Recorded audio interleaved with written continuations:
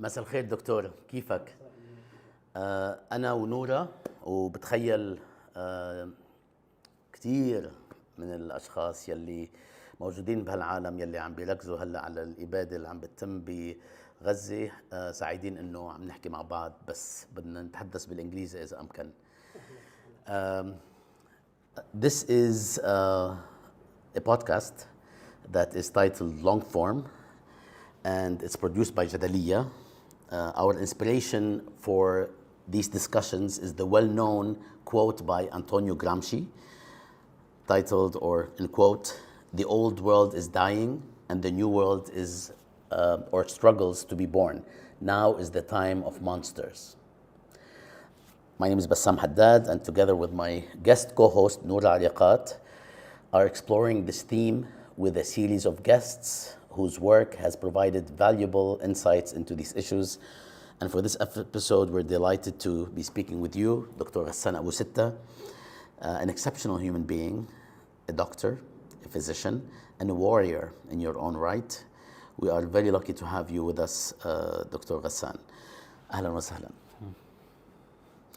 A very warm welcome to Long Conversations podcast. We are very much looking to this conversation, and we are going to have a long-form conversation that is pretty much conversational.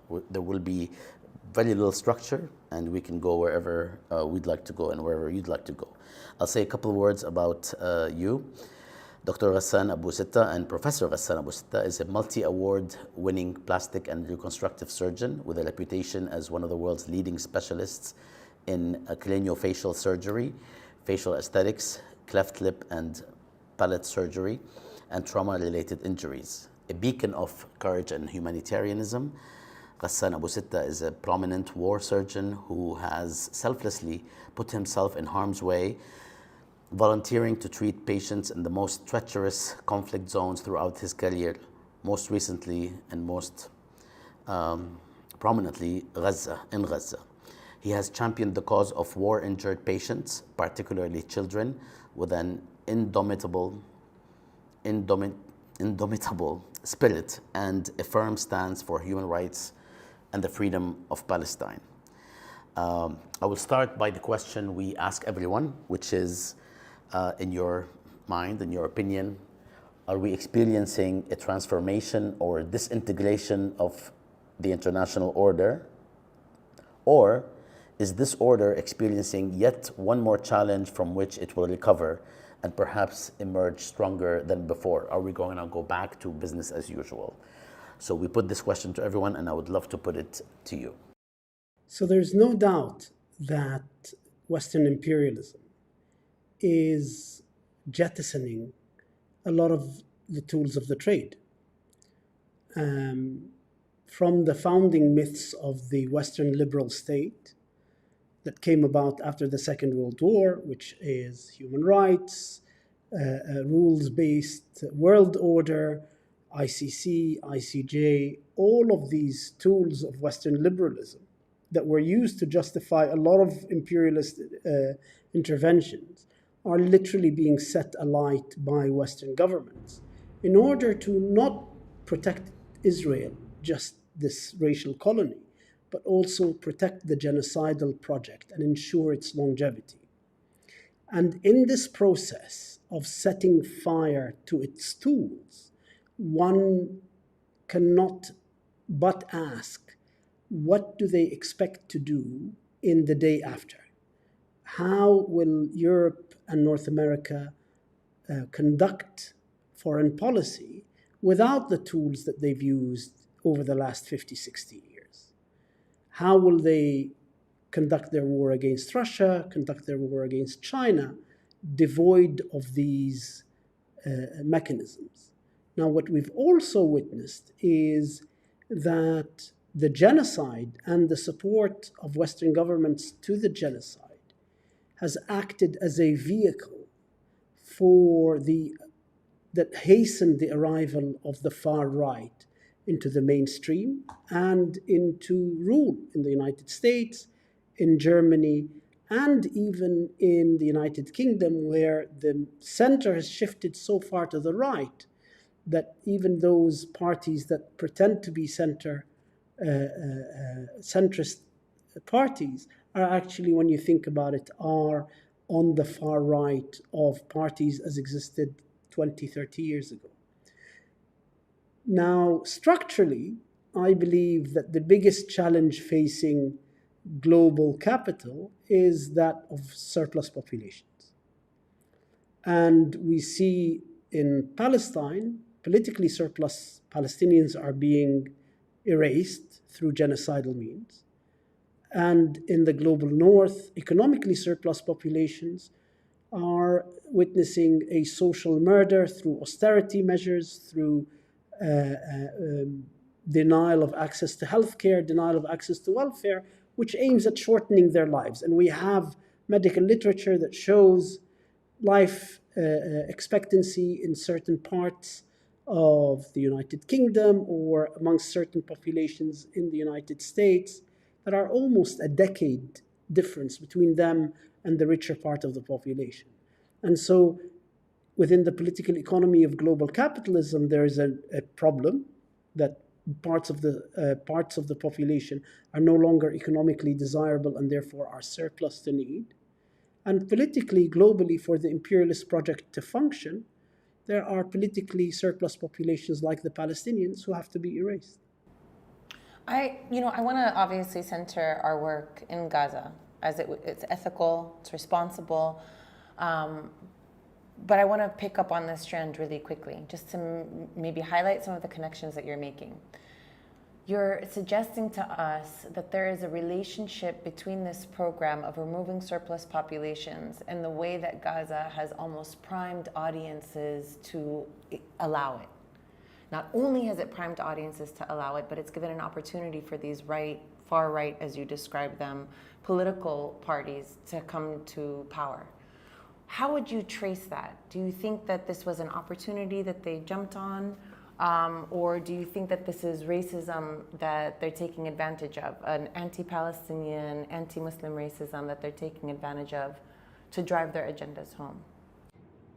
So there's no doubt that, as we saw before the 7th of October, Zionism had crossed that Rubicon in elimination to using genocidal means. And we saw that in Hawara and the pogroms that were increasing in intensity and in frequency in the West Bank. Also, there is no doubt that the issue of surplus population and the problem with economically surplus population we were witnessing already in the austerity measures in the West, in the almost the kind of return to Victorian language about the deserving poor and the undeserving poor, to justify social murder within government spending, and the complete othering of socially surplus populations, which are the migrants and the refugees crossing the Mediterranean, and, as we became fully aware, intentionally being drowned in the Mediterranean by European naval ships. What Gaza has allowed them to do through the performative violence of the genocide and the intentionally performative violence is the brutalization of the population who has been watching this and creating an acceptable level of brutality that anything that falls now below Gaza feels as something not deserving of the description of a war or a crime, because we've been taken to the very end of what is imaginable in terms of brutality. And what it's also allowed, this brutalism, is the normalization of the anti-humanist tendency within the new right. And we see it in the discourse of the American right. This anti-humanism is critical. And the way there's now almost a kind of synchronous symbiosis between Zionism and the far right in the West, the far right in the West celebrating the slaughter of people of color, and Zionism deciding to redefine what anti-Semitism is in order to gain access to that political support. And so we saw the Anti-Defamation League describe Elon Musk's Sieg Heil Nazi salute as an awkward shoulder movement. So suddenly you have a situation in which that is coming together as a result of the brutalism and the performative violence that's been taking place in Gaza. You know, ironically or not, it's also the work on, this very far-right government that wants to protect a Jewish racial minority. It's in the name of protection that they're actually, committing these atrocities. And in the same moment that you mentioned the ADL, for example, when they came to support the Trump administration's deportation, that here is a racial group that has insisted that they are the epitome of a refugee crisis that is now advocating for the deportation of immigrants. I mean, it's loaded, it's very loaded, and the anti-humanism is also loaded with this movement for the transhuman, the replacing of our economic surplus populations with robots. But, so we come back to the source, to Gaza. And I just want to start there. You were there, you arrived on October 9th, you were ready to go. When you were there, you coined for us the acronym of Wounded Child, No Surviving Family. There's so much there, but I guess just by putting it in context of the world, how does it compare to other sites of mass atrocities that you've actually been to and treated? How has Gaza marked an exception to those other sites where you have provided your medical expertise? It's the difference between a flood and a tsunami. If you remember the tsunami of 2005, watching these waves as they approach the Indonesian and Sri Lankan beaches and hotels, and seeing the smoke that completely engulfed people, and comparing it to a flood that kind of passes through. That's the scale. But there's another layer to this, which is the selective component of this wave, this tsunami of killing, which is the targeting of health facilities from the very beginning. So there were two parallel military campaigns happening in Gaza from the very outset, from the 12th of October. One was an immediate kill as many as you can. And one was the systematic destruction of all of the aspects of life in Gaza, even those that had no immediate benefit. So immediately, the water desalination plants were hit. Immediately, the sewage treatment plants were hit. Immediately, there was a systematic assassination program against doctors. From early October, we started seeing colleagues being killed. Then, within half an hour of going home from a shift in Shifa, we lost our colleague in the plastic surgery department, Midhat Saydam. His house was hit, he was killed. Hammam al-Lawh, the nephrologist, gets home within half an hour, he's killed. And every day and then immediately you start realizing it's a much higher percentage than the general population. And then you start hearing of a similar process happening with university academics and deans.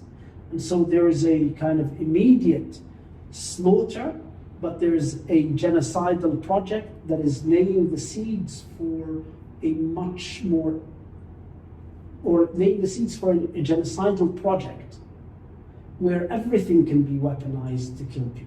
We see it now in full blast. People are not just dying of the bombs and the bullets, they're dying of starvation, they're dying because there are non-communicable diseases like high blood pressure and diabetes are not being treated. They're dying because of infectious diseases, because the sewage and water treatment plants have been destroyed.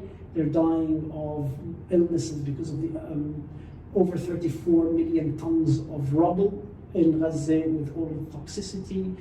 40% of dialysis patients have died not of traumatic deaths, but of all of this together. And so you see that coming to fruition now, but the seeds for that genocidal project were sown at the very beginning of the war. It's so, we've read, obviously so much time has passed, many methods have been exposed, the different AI technologies, where's Daddy, Lavender, and the such, that all tell us about this aggregate data that's been used to basically fire recklessly, right? Which is above negligence, to be as tantamount, just short of targeting. But you're describing something else, which is that from the beginning it was obvious that they wanted to take out those who can sustain life. And we actually saw sort of seeds of that because Gaza has been the site of large-scale assaults since 2008 to the present. And we saw in 2014 the 51-day assault, which was unprecedented at the time of experimenting with weapons. And then by 2021, what we saw, I think, was the beginning of this in the targeting of towers. So the war, Hurub al-Abraj, which almost signaled that this was going to happen next. Was there any kind of awareness that this, what this was going to be in that moment? Was that shaping how you were understanding it under fire? Or was it just the experience of it? And empirically, your colleagues are being targeted, friends are being targeted. So the 21 war, there was a lot of targeting of doctors. We saw the killing of the head of internal medicine in Shifa, a disproportionate number of doctors for a war that only lasted 8 or 9 days. We also saw this idea of taking out whole families. So 54 families were removed from the civil register, i.e. grandchildren, parents, and grandparents were killed. 54, now we're into 2,700. There were tactics that were being used that are now strategies. And the weaponization of infrastructure. The weaponization of the destruction of water and sewage as a form of killing was being kind of played around with in the different wars.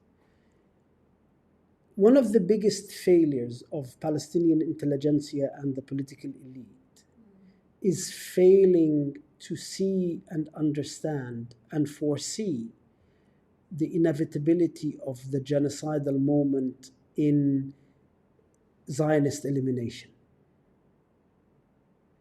The way international relations logic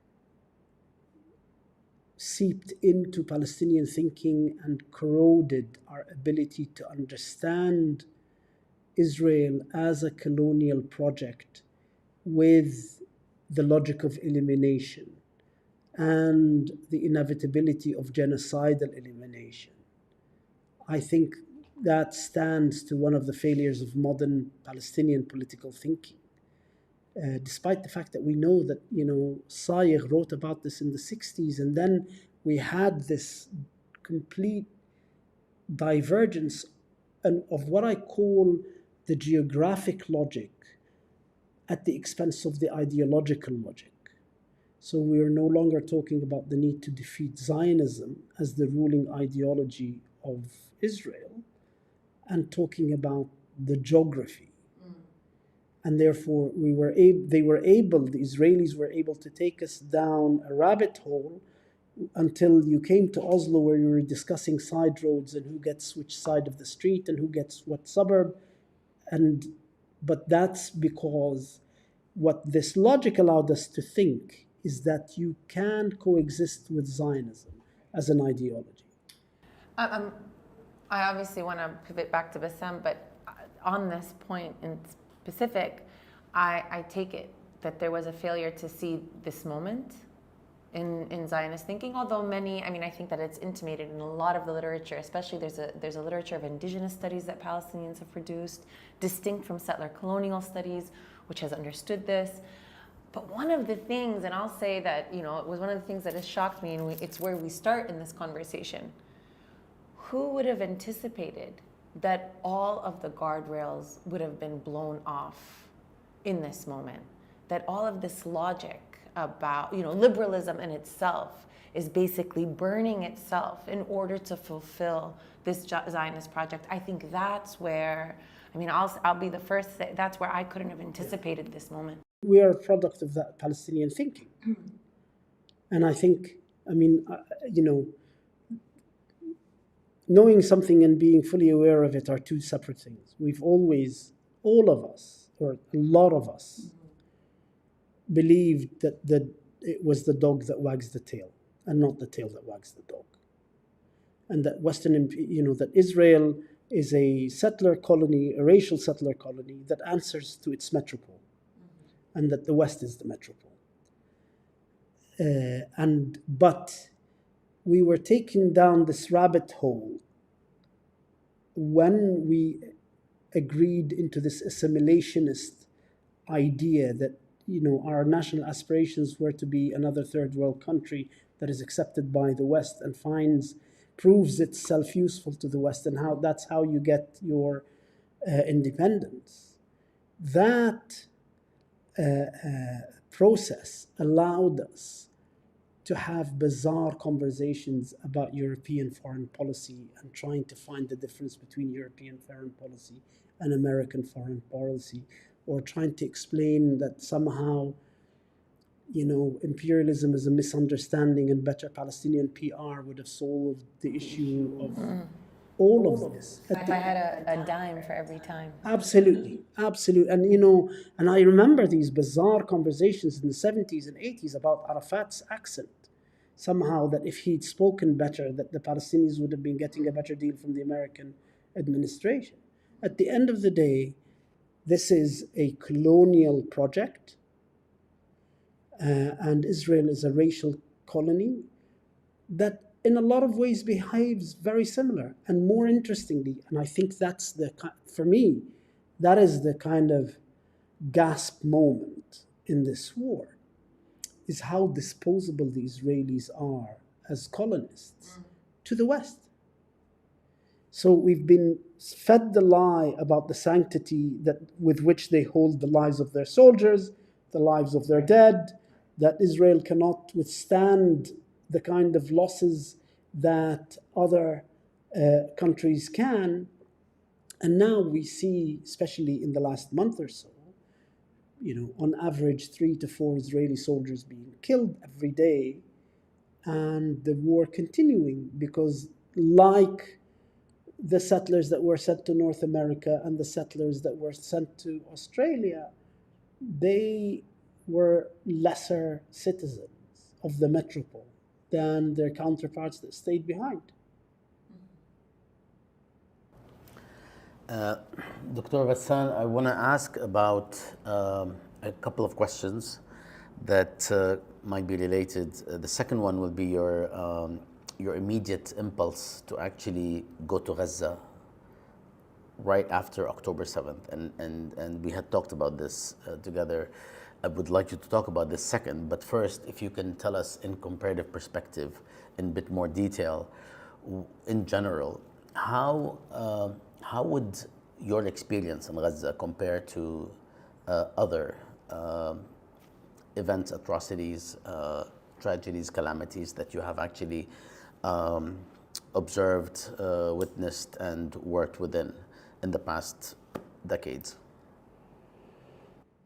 So to start out with, at no stage in the previous wars, including the 2014, which had been until then the most severe war that I had been in, had I felt that the hospital was the front line, the battleground. And in this war, you really felt that the hospital was the battle. From the massacre of the 17th of October in Al Ahli Hospital, and then every day after that, you really felt that this is where the battle was happening. And, the nights where we were, after they surrounded Al Ahli, when we would close multiple doors when we went to sleep in Al Ahli Hospital, after they surrounded Shifa, and I was isolated in Al Ahli, and we could hear the quadcopters coming into the hospital and going around the hospital. That for me had never been an experience. Interestingly enough, I felt that during the war in Lebanon, Israel's war in Lebanon, when they were bombing the hospitals here, and they were gradually following a very similar modus operandi of killing ambulance people, killing field hospitals, and then bombing the roads leading into hospitals, and then bombing the buildings close to a hospital with such a large bomb that all of the rubble would, and then eventually they would bomb a hospital. That's the first one. The second one is the sheer scale of it has never been described. Maybe in terms of numbers per day in the First World War or in some of the Iraq-Iran war battles, just the sheer number. I mean, an air raid that brings 800 wounded from Jadaliyya to and you would be in a room, or which is a huge room of the emergency department in Shifa Hospital, and you had patients on the floors, on the desks, on the chairs, everything, it's just that sense of being submerged by this wave of human suffering and screaming and wailing and the smell of flesh and the smell of burnt clothes, but just on a scale that after 30 years of doing this kind of work, I had never seen. It just had, I mean, it's overwhelming. And when I wrote about the wounded child, it's because what catches your eye in all of this screaming is a child on a stretcher that's not surrounded by any screaming and is quiet, and everything around them is deadly quiet. And they might be have a tube and be on a ventilator, but there's no one around them. And so that starts to attract you. And it's funny, there's a term that Fanon uses, where places where life is lived at unbearable temperatures. And it's that moment when you're in that setting, life is lived at unbearable temperatures. Just a quick follow-up. While you were in Gaza, before I ask you about the immediate trip that you embarked on, and you were witnessing these untold, I don't know what to say, these images, these realities, did it make a difference, or did it affect you that what you're witnessing in front of you, the incessant killing, is viewed by a good portion of the world where we all live, in the West, here, we all three of us at least, that it was viewed as a different kind of thing as opposed to the rest of the world? Did this make a difference at any point? Maybe not at the point of action, maybe, but how did that strike you, that there is a portion of human beings that sees this differently? I saw it and I understood it from the kind of questions that I was being asked by Western journalists on a nightly basis. So you'd be treating pieces of children left from air raids all day, and then you get a phone call to do an interview for CNN or BBC to be asked if I'd seen any Hamas gunmen, or did I know where the hostages were, and had I seen any of the tunnels underneath Shifa. And then I realized that is when I kind of, it kind of goes back to your understanding of ungrievability and the racialization of Palestine, and the idea that is so rich in African American anti-racist literature, which is white unseeing. That the white unseeing is an active process where you can not see actively the slaughter of thousands of children without flinching. and by insisting on asking about those humans that matter to you, which are the white European settlers. I did an interview on PBS after the bombing of the first tent massacre, where children were burnt alive or asphyxiated by plastic tents. And I wanted to get past the cold language that we can use intellectually or even legally to describe that to the broadcaster, the anchor, who responded with a question of, but what do I make of how 6 million Jews feel about Hamas? So just to your point, I mean, first of all, how inaccurate is that question, because they're Israelis, but to the point of the worst possible thing that can happen to anybody's babies is happening. But what he's telling you is not... Unfortunately. What she's telling you is, I want you to accept the racial ladder 100%. and accept your place in the racial ladder. And what's necessary. And so at the very beginning of all of the interviews, I understood the question as saying, let us put the different colors of the people in the different rungs of the racial ladder so that we can start a conversation, so that maybe towards the conversation, if you show me that you're a victim enough, I can move you to maybe up one rung, but that's it. Because, one of the most devastating things while in Gaza and after Gaza, especially living in the UK,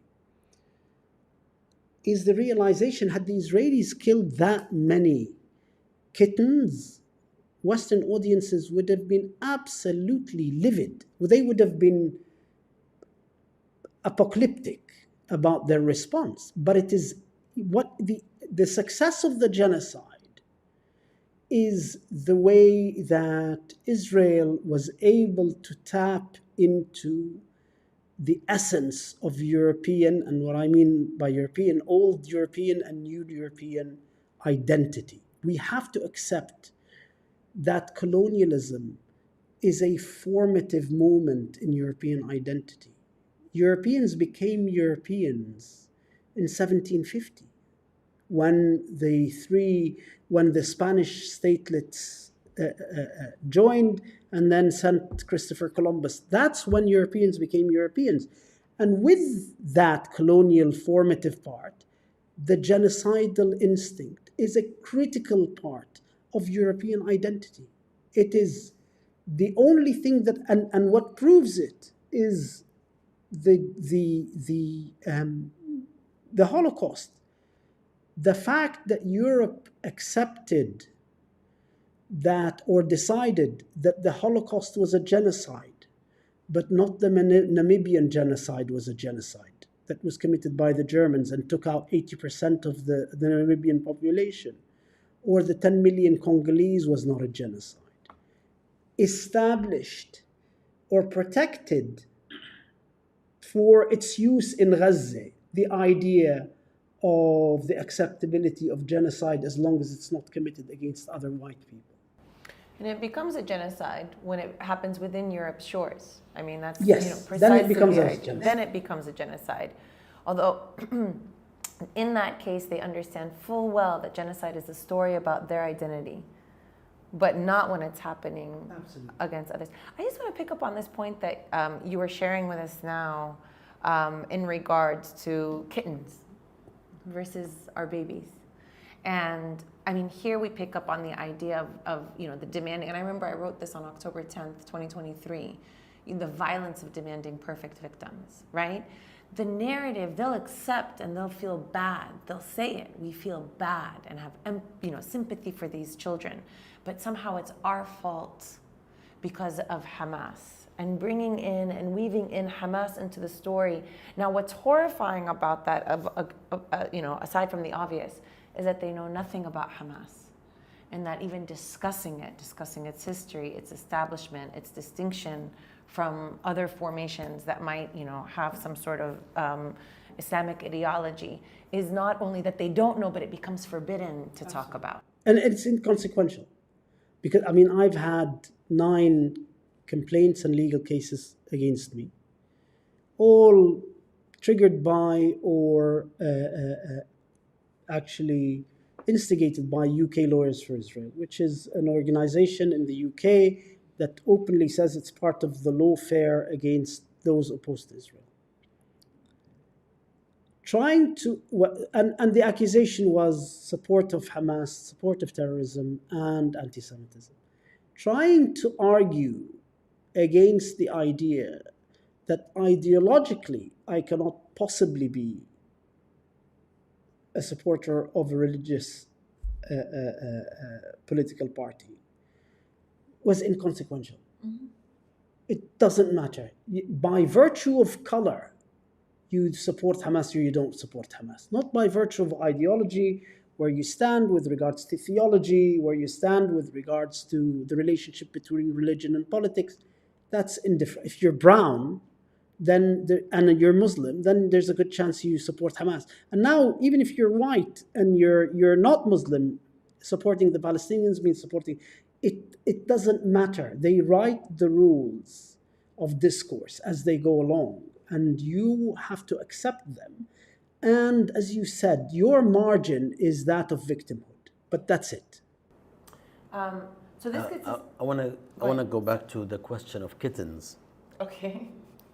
In 2002, when the media was in full throttle, regurgitating and reproducing the government discourse in America in terms of invading Iraq, or collecting this all this evidence that proved to be fraudulent and false, not just false but also fraudulent.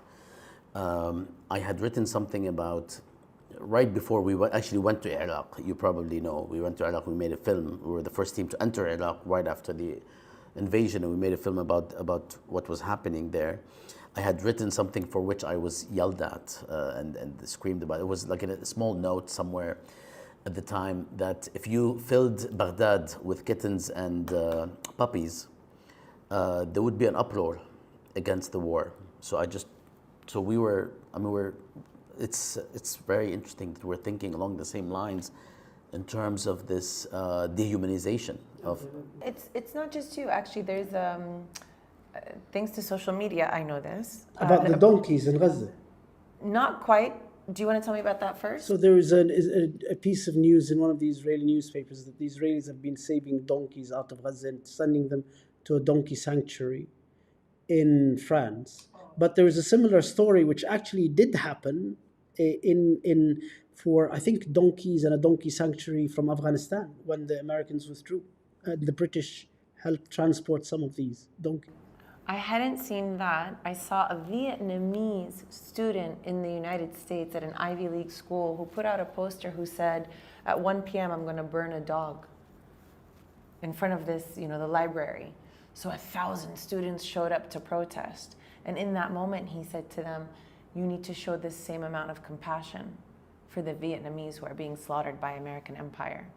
I want to pick up on this idea of race. I mean, we're getting into a conversation about, category of the human, about species and whatnot. And the lack of evolution within Western identity. Maybe you can tell me about that. That wasn't my question. Go ahead. No. I mean, one of the things that we've encountered in this genocide is that Western institutions that had been built on slavery and then built with slavery money, or built on colonialism and colonial theft, and built with the aim of advancing colonialism, and had spent the last 5 years wanting to decolonize everything from their soft furnishings to their curricula to their what they offered in the cafeteria to everything, in this genocide proved to be true to their original form, that these were colonial, racializing institutions that functioned again now as they did 150 years ago when they were set up. Although I think the genius of them is to occlude that identity.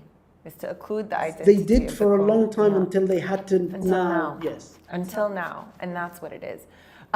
I was going to ask a different question, and this actually gets into something that I've noticed in your own writing.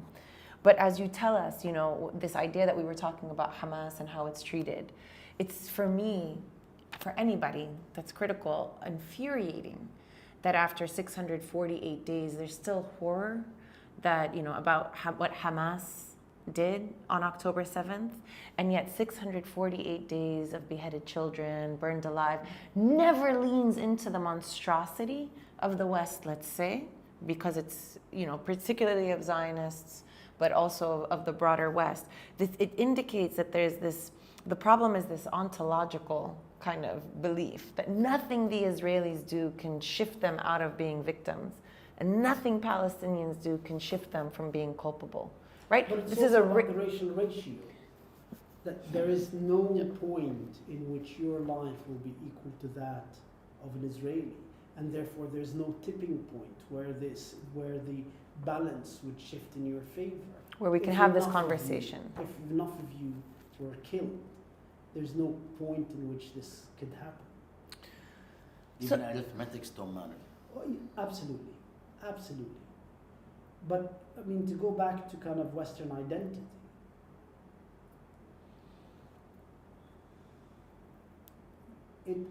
what this genocide has allowed is for the soldiers and the prison guards of Abu Ghraib to move from Abu Ghraib to the White House. And that was the reason, what I was talking about, how it became a vehicle for that. And the logic of that, the logic of Abu Ghraib turns out to be the logic of the West.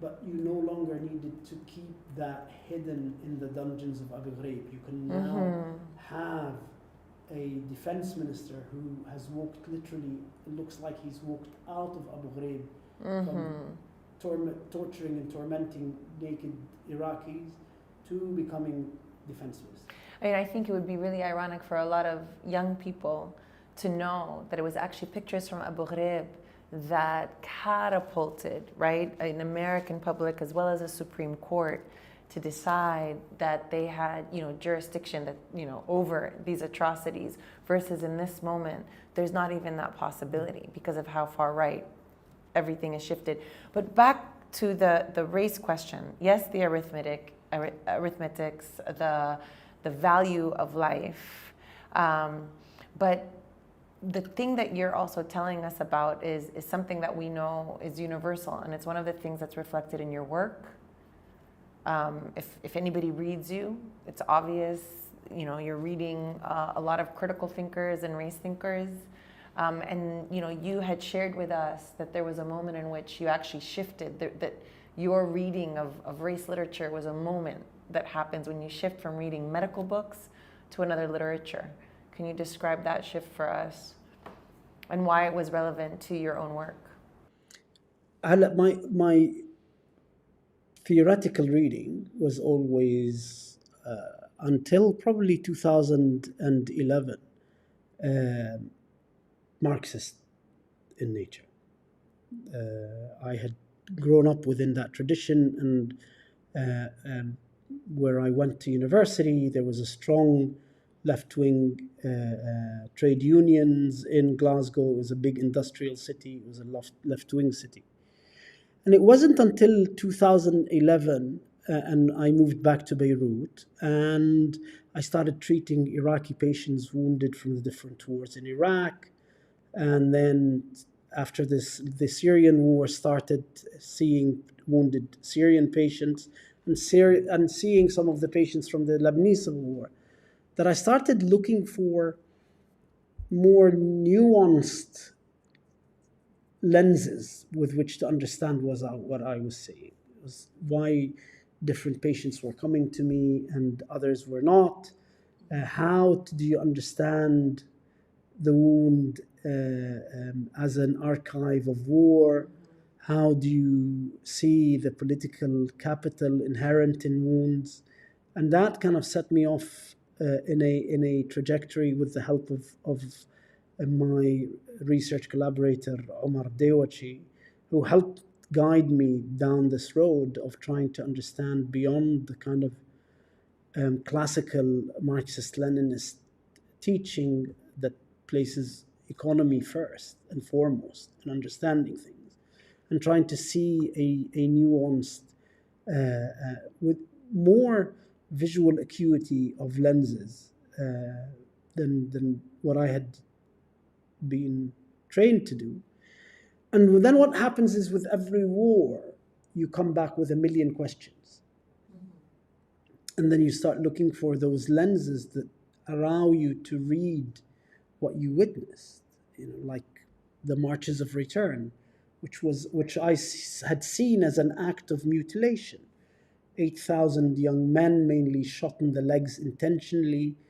The interview that the snipers did were ha'arts, in which they were saying that they had a board in which every day they wrote how many knees they had taken and who had won the competition for the day in the number of knees, and trying to understand mutilation, trying to understand the body, and trying to understand the relationship between mutilation and where it lies within colonial history and disablement. And so you follow what you see in the clinic. You try to kind of see the full dimensional or the full multi-dimensional aspect of it by looking for those theoretical lenses that allow you to see different sides of it, to understand it. You had said, actually, you brought up a really pointed critique of King Leopold's mutilation and practices and the continuity with the present. So we know that in the Congo, King Leopold, which considered the Congo as a private piece of land, punished rubber farmers who failed to make the quota by chopping off the hands of their children. And we know that still now in the streets of Antwerp, sweet shops sell chocolate hands.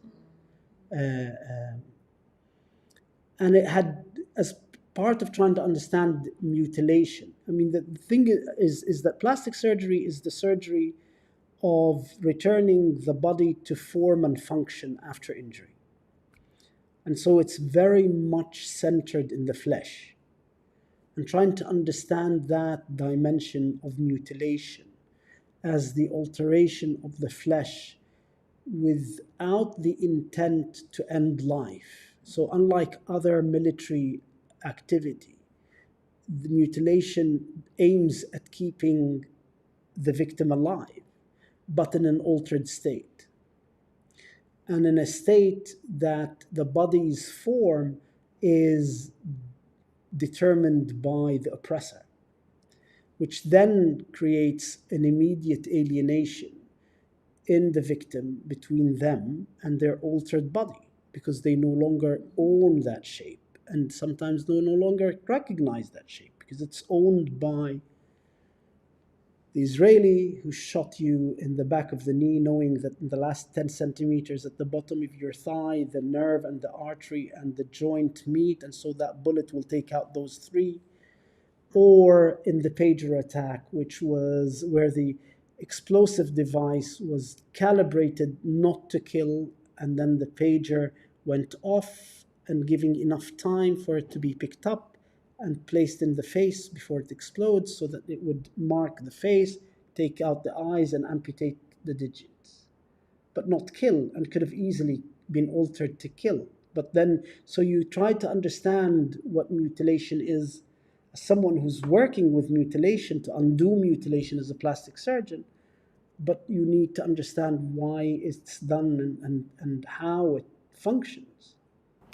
I never thought about the way that the alienation from the body becomes that what it means for the aggressor. Now it becomes a relationship to the aggressor who mutilated the body.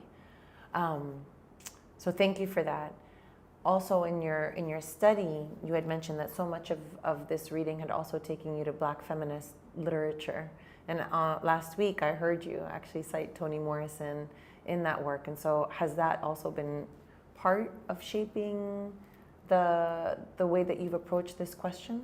Absolutely. I mean, for me, that has been an extremely rich source of trying to understand the body and flesh and color, and the way they are used to create captives of their victims, and whether it's Audrey Winters or Bell Hooks or a lot of these writers really have, some of whom have unpronounceable names.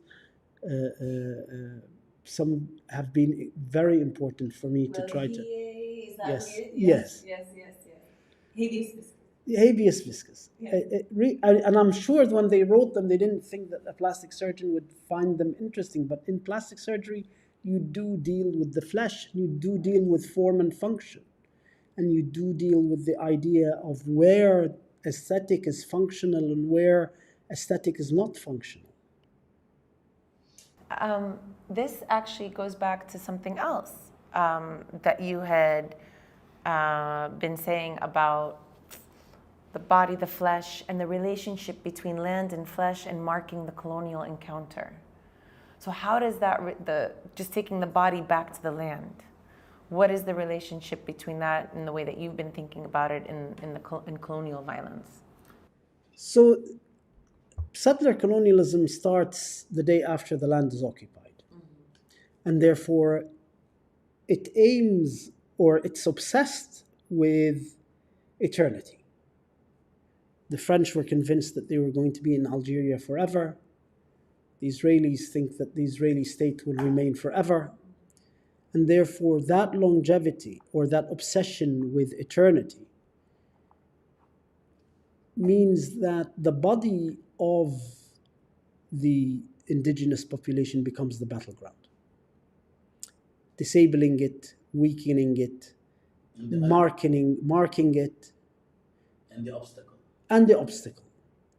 And breaking it. And that's, I think now I think one of the many tragedies that we've had is the premature death of Fanon, because I think that he was following that intellectual track down that road before he died in his early 30s. And I think that is another intellectual thread that had been lost when he passed away. It's really kind of important for us to see this idea of breaking the consciousness, in which the nice thing about the Israelis is that they articulate their genocidal, their colonial desires because of this sense of absolute impunity.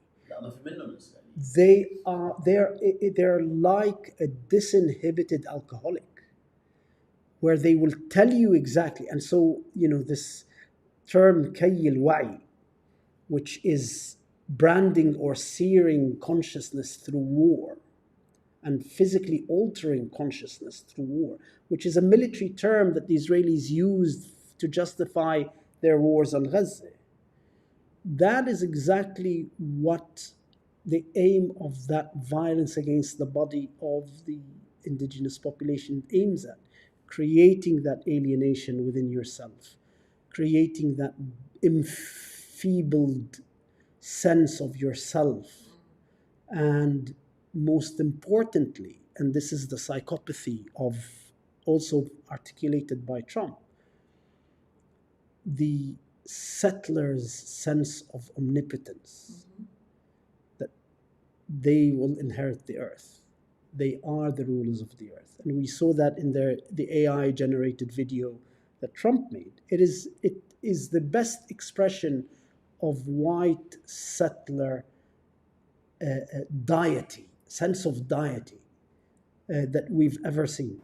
Mm-hmm. An excess of fantasy. An excess of fantasy is which is also the immortality. Absolutely. Of the self. I would like to go back to the second question, because we actually because we were having a really important thread, and this is supposed to be conversational because it's a precursor to another question about medicine and the nature of medicine. in these contexts. So when you decided to go to Gaza, it was like literally maybe moments after 1 o'clock on Saturday afternoon. Can you tell us a little bit about that moment? What you found out, how you found out, and how you decided, and then when you arrived, can you tell us a little bit about that journey and what was going through your mind, and whether what you saw was what you were thinking about, what you were anticipating? So, as an insomniac, I'm up usually around 4 or 5 o'clock in the morning. And then it was Saturday, and I was in London, and I had spent 2 months that summer working in Gaza on a project training plastic surgeons at Shifa. And I got back in August, and Dima and the boys got back in September. And I woke up and I turned on the TV and, pottering around, and just slowly on the outside of your field of vision, you start noticing on TV that there's something bizarre happening, and it was unfolding. And by 1 o'clock, I'd realized that what was about to happen at that stage was a worse version of 2014 in my mind, that this is going to be worse than 2014. And I had gotten in touch with a very good and close friend at MSF who was still running the Middle East cell at MSF. And I said, what had been happening is the Israelis had been preventing humanitarian teams going in through areas. So I said, listen, I can get in through Rafah. Let me get in through Rafah. If I'm in, then you can say that you had sent me as a volunteer. So by Sunday morning, I was on the flight to Cairo, and then at 4 o'clock in the morning, you get a taxi to Rafah. And got in on the Monday morning. I was outside Rafah at 7 o'clock in the morning. At 8, when it opened, I went in. I was through by 11 o'clock. By 1 o'clock, the Israelis bombed Rafah.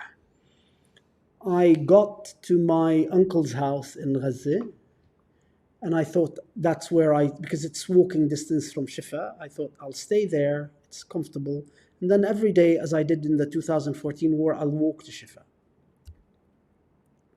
Within half an hour, the whole neighborhood was in the streets. They were evacuating. There was an evacuation.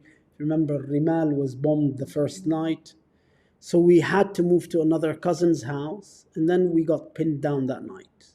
There was 300 air raids.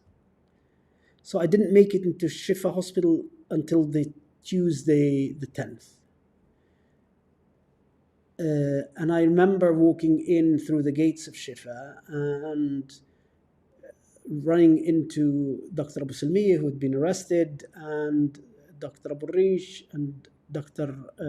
Marwan Abu Sa'da, who's still there, and them joking, saying, we only know that it's really bad when we see you. So that was my entry, and I stayed in the system until I left, literally. We moved around in ambulances, but I'd never, I slept in a trolley in the operating room for the duration of the war. We were watching you throughout, so many of us, on television, on social media, and until today, as you know, in the past few weeks, every day we have an average of 100 Palestinians killed by Israel, many of them seeking food. And then we see what's happening at the hospital. We see what's happening at the hospital, but we don't see, most of the time, who's filming and how they're filming and how they're documenting. Can you tell us a little bit about that experience when you are dealing with, what is unfathomable right in front of you, and there's cameras and people trying to document? Can you just tell us about this dynamic?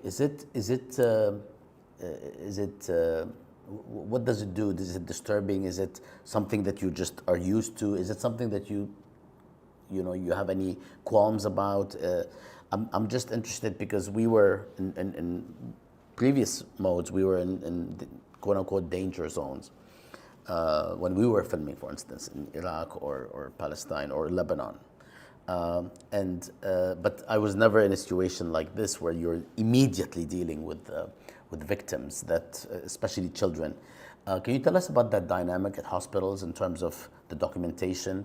Is it something that you support? Is it something that you think can go too far? Or So in the emergency room, you just see them out the corner of your eye. You're so focused on the person that you're treating and making sure that there are not others that need more urgent attention. And you see these cameras and they're kind of trying to move around you. In terms of more intrusive interviews, you try to accommodate, but sometimes you're angry. If the world hasn't figured it out by now, another 10 seconds of footage is not, another screaming child is not gonna, it's not gonna turn things around. And it's funny, it's this idea of unseeing. I think the problem is that Palestinians have not figured out unseeing. One of the images from the press conference, and I remember seeing this guy in this, if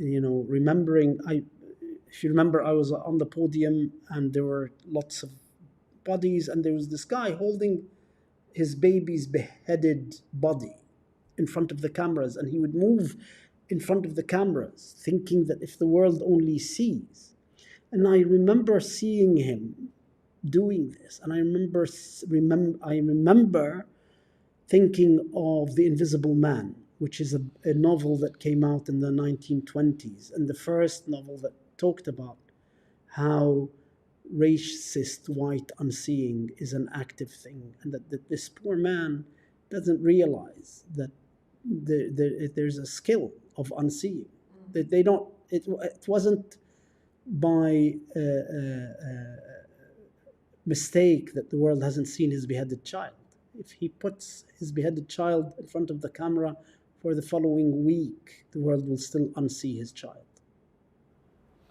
And then imaginarily see beheaded children that were not even beheaded. Yes. Yeah, goes hand in hand.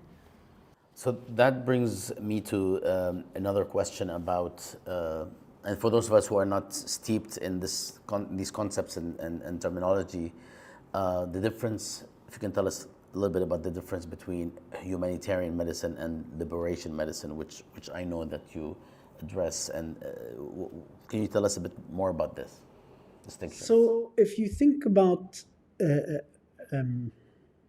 the idea that grew out in the second part of, especially in the second part of the 20th century, that the provision of healthcare was always considered either an adjunct to revolution or part of revolutionary struggle. And the attacks on health workers were part of the repression against them. So, and this is something I only found out a few days ago when I was reading a book about the history of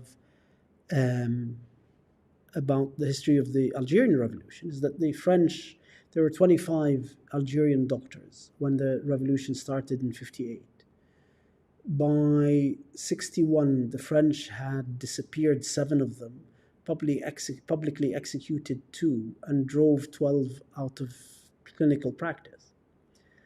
So liberation medicine had grown initially within the Palestinian and Lebanese sphere in the 50s from the generation that had been studying medicine in the region, in Cairo, in the AUB.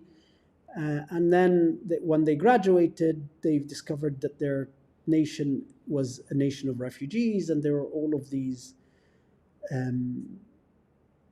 clinics that were providing free healthcare in Haddad, in the Lebanese camps here.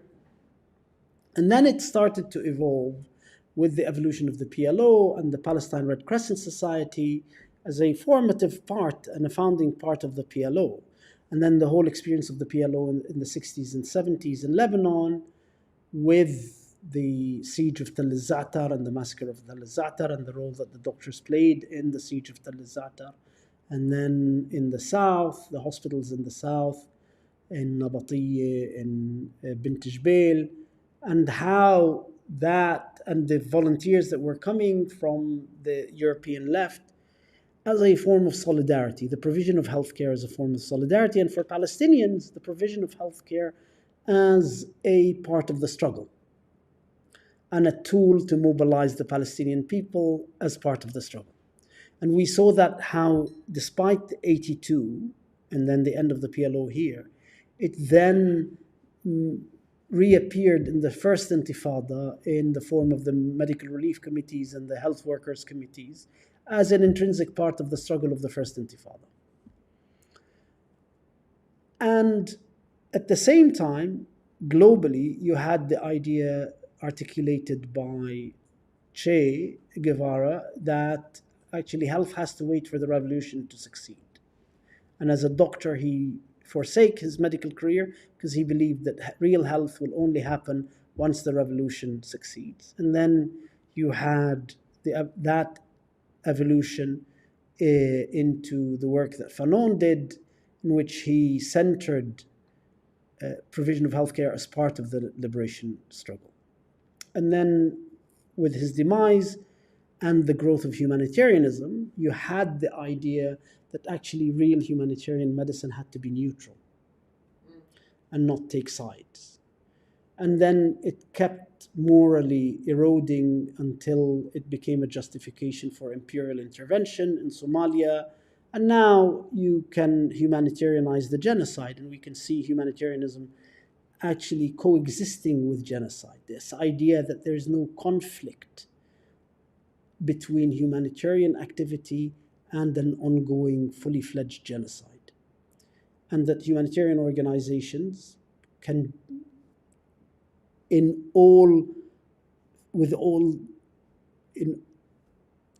faith, claim that they're making a difference in the middle of a genocide, as they do in their ads towards their funders.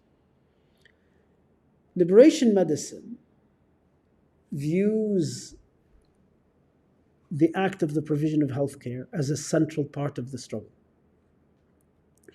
particularly in colonial struggles where the politics of death and the politics of erasure and the politics of the destruction and the dismantlement of the indigenous body are central to colonial violence, and the politics of healing and strengthening that body are part of the politics of the resistance. And that in order to engage in the medicine as a form of solidarity, there are certain conditions.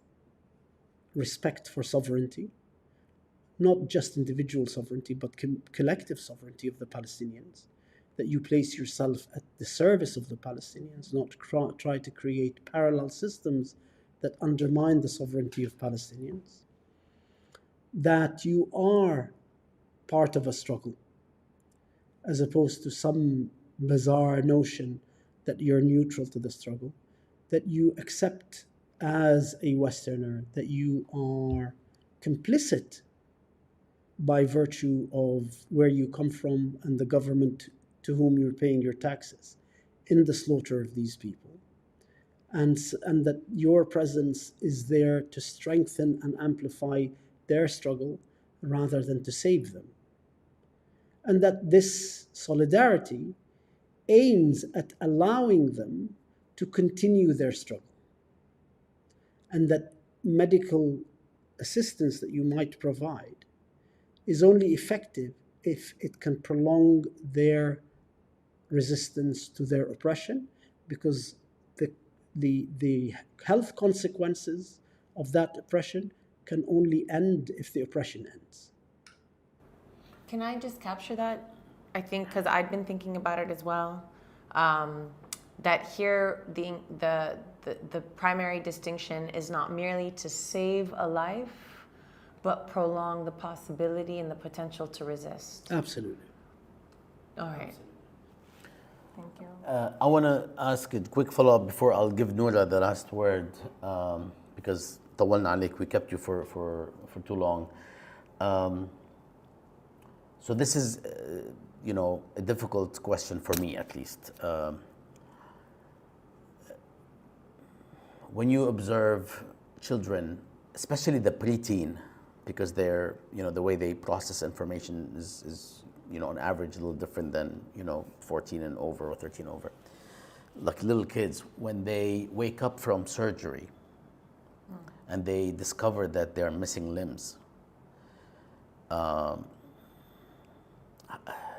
don't know if this is a question, it's just on my mind. It's been on my mind. How do they process what they are observing in the omission in their body? I mean, I don't know if this is something that is even... But have they even had anesthesia? Initially, they were getting anesthetic. So I'll With tell or you. without? I'll tell you. Some of them think that it'll grow back. Some of them cannot process the loss of their parents in order to be able to you see, children at that age know danger by reading their parents' faces rather than by assessing their own injury. And therefore, the screaming is for the parent so that they can tell them if this is the right thing or the wrong thing to happen. That's the devastating thing. Okay. Or it's okay. Or it'll be okay. So that's the most devastating thing. And the other thing is, when we were running out of anesthetic, we were using a lot of ketamine. Ketamine is a World War I medication that now is used as a veterinary anesthetic, but it's still the go-to anesthetic in wars, especially when you have no resources. And the problem with it is, as you wake up from the anesthetic, you have flashbacks of the injury. And so you hear them screaming through the whole episode of the bombing. As if it was happening. Oh.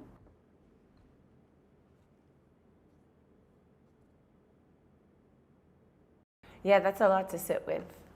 That's a lot to sit with. I often think, and it's been a refrain of mine, that what is it that we, how do we make sense of this to a child who's been pulled out of the rubble with 2 limbs and no parents? Yes. 36,000 orphans. 16,000 both parents. And that's not even if they're, Yes. no surviving family, no siblings, nothing, nobody to no. process this with. Yeah. The gravity of that has been very, very, very heavy. I often get frustrated by folks who use that to say, wait till you see the wrath of these children. And it's like, why are we abstracting this pain? Our pain is only of relevance to them if it becomes a threat to their lives. Somehow it's only a problem because there's a potential that in 20 years' time these kids will come back and represent a danger to the well-being of the West. That's the only value that they ascribe to their suffering. Their lives of suffering are only of value because they come from intrinsically violent cultures. And so there's no way that anything other than that. Mm-hmm. Your concept in focusing Zionism as a sister of white supremacy and of apartheid, but here we can draw on other race thinkers who describe what you're saying as interest convergence, that this becomes significant because of the threat that it can pose to them and a shared interest. But I do think that just sitting with that pain and that loss is enough even for us. I want to shift actually to thinking about you as a child. And what I had assumed was your first rebellion was sending you to your father sends you to boarding school and then you successfully run away. But you corrected me this is in fact not your first rebellion as a child. As an extremely conformist child, I had two rebellions. I was an extremely, one of the ways I always hid my political activism from my family was doing very well at school. And so my first rebellion was in the summer of '82, which for our generation was the formative summer. For our generation, it was the formative summer. And I remember, I had saved up money from Eid like everybody else. And I went to the PLO office in Kuwait to volunteer to come to Beirut. And I was 13, barely 13. I was turning 13 that July, and it happened at the end of June that I decided to go. And I hadn't factored into that my father, who had been a well-established pediatrician in Kuwait from the 50s, that the head of the PLO office in Kuwait took his kids to my father's clinic. And so immediately when he saw me in the queue, he knew to call my dad to come and pick me up.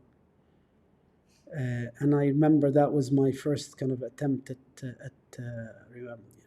And then the second attempt when I went to boarding school, and it was an absolute horrendous disaster because I was forced to walk around a boarding school in Oxfordshire in a shirt and tie and a jacket. And I first weekend away that I was allowed, I never went back. And I went back to Kuwait. And then your children are not as rebellious because they've had a connection to the land, actually, that mitigates this, yes? We made sure, Dima and I made sure that the kids go to Gaza every summer. And the last 2 years have been the first summers ever that they hadn't been. From the time Sliman was 9 months old, they would go to Gaza every summer. Because it's funny, you want to give your children what you never had, and what I never had is that childhood connection to the land.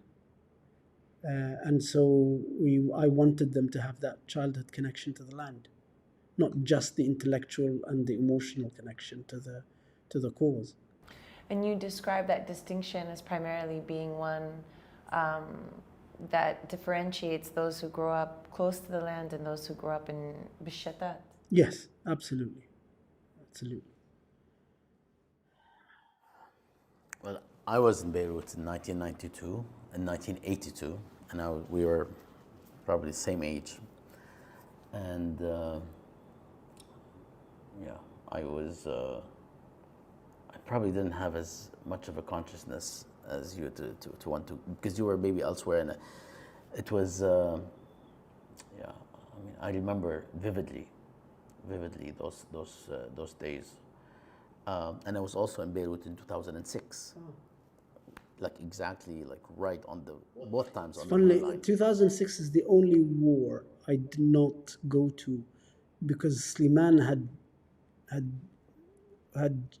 had been 2 years old, and I went into a kind of almost like an existential crisis in thinking, should you be doing this with a child? And so I didn't go. And by the time the 2009 war came, I resolved that and decided, yes, you do, because you have to be true to yourself before you can be true to your kids. Well, I think on that, I think it's a good lesson for all of us, and also the ways that we show up and how we can show up with integrity, especially in moments when that's for sale and also for survival. Ghassan, I don't know what to tell you, but thank you so much for sitting with us and sharing. I know that Noura and I can speak with you for much longer time, and we've already met and talked, and we probably will talk again. But thanks for sharing this with us and with a lot of people who will be paying attention, listening, watching. And thanks to Noura for being my co-host. Thank you for letting me join you. أهلا وسهلا. Usually it's Mu'in Rabbani. I took permission from Mu'in. Thank you, Maureen. Yeah, and we actually hope we don't talk to you again about these things. Yeah.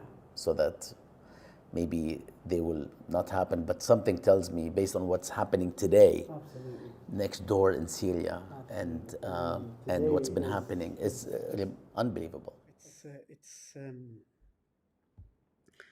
Part of it is thoroughly humiliating, and I don't think I felt like crying as much as I did today from the scene, because we don't have any affinity to a Ministry of Defense, but that sense of national humiliation, that sense of what they call in Arabic al-istibaha, watching that happen. But at the same time, a sense that Zionism has become an ideology with no ideas other than killing. And it's like when you only have a single note to play, and it's the same note you keep playing over and over again, because you're devoid of any other notes. And even when the other is actually trying to speak with you, like exactly what happened today. Literally, it's when you cannot, there are certain illnesses, neurological illnesses, where people lose the ability to sense anything other than pain. So temperature is interpreted as pain, touch is interpreted as pain. Israelis, it's that kind of disease where everything is interpreted as the need for violence. And you lose all the tools, and so you become reduced to a tactic rather than you have under your disposal a series or a milieu of tactics. You can just do this, and so that's all you do, not because it's your go-to plan, because you have now been reduced to this, which is a continuous violence. And you can graft this onto campuses in the U.S. where even critique of Israel killing is received as pain and harm to the listener who supports Israel. I was just going to say that I have a dear friend, therapist, so along the same, medicine as well, who describes that we have the same reaction to discomfort and danger, that the nervous system reacts in the same way. So that these students, literally because of the function of being uncomfortable, are claiming danger, and yet because of their sensibilities mattering more. Yes. That now we have Columbia University just today putting out a new, very clear code of student conduct. I mean, this pales in comparison to this broader question, but very clear code of student conduct that any attack on Zionism will be interpreted as part of a harassment policy. But nobody draws the analogy with the fact that there are white people who become uncomfortable when they see black people in the same train carriage, and they feel danger through the presence of black people.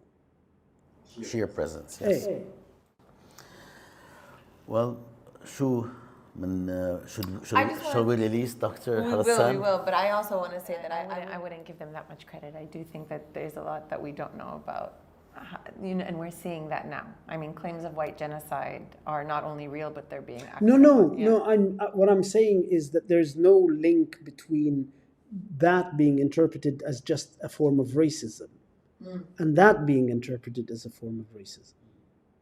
That if you say, I don't want to be in this train carriage because there's an African or a Chinese person, you're labeled as a racist. But if you say that I do not want to be in this space because these people look Palestinian or wear Palestinian cultural icons, you're not labeled as a racist. Yeah. These are the logics of, racism as a narrative as well. Anyway, we keep trying to end this. Obviously, we don't want to. We'll certainly continue, and I know that the conversation will continue because Dr. Ghassan Abu-Sittah is now going to be training a whole new generation of doctors in war zones, and so this is also continuing this legacy of liberation medicine. Absolutely. شكرا غسان دكتور غسان. شكرا يعطيك العافيه. الله يعافيك. فيك بقى تطلع بالطاوله كل ما حضرتي عم بيطلع بالاوديو. انا ما قلت لي من الاول. عيب. سلام.